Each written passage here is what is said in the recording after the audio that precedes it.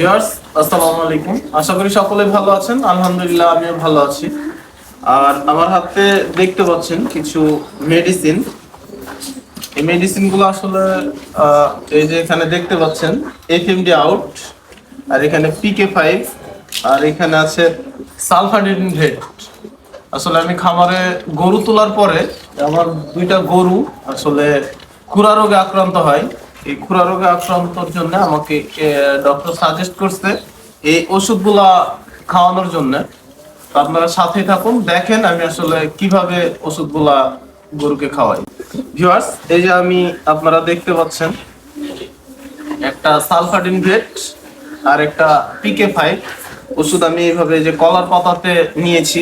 কলার পাতাতে এইভাবে মুড়ি আসলে খাওয়ালে গরু অল্পতেই খেয়ে নেয় এবং গলার ভিতরে চলে যায়। আর তাছাড়া এমনি আপনারা আসলে খাওয়াতে পারবেন না। আমার সাথেই থাকুন, আপনারা দেখেন আসলে গরুকে কিভাবে ট্রিটমেন্ট করাচ্ছি।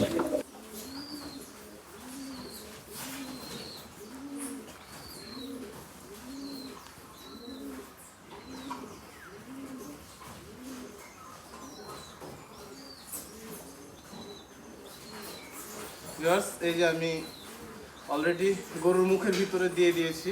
এটা এখন গলার ভিতরে চলে গেলে আসলে টের পাবে না যে ওষুধ খাওয়াইছি। অন্যথায় যদি আসলে দাঁতের মধ্যে দেওয়া হয়, এটা চাবালে তিতা লাগবে, ওষুধটা খাবে না এবং গলার ভিতরে যাবে না। এই যে হাত ঢুকিয়ে গলার ভিতরে দিয়ে দিয়েছি, আশা করছি এটা গলার ভিতরে চলে যাবে। এই যে অলরেডি এটা খেয়ে ফেলছে।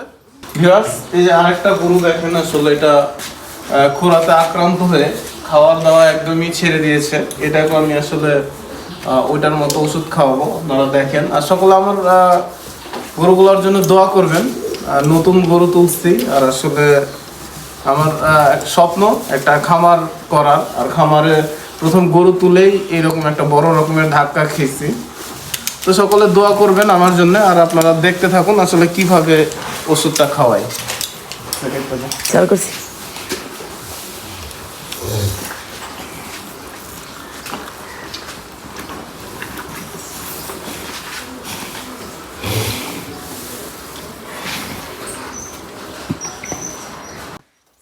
এটার মুখে আমি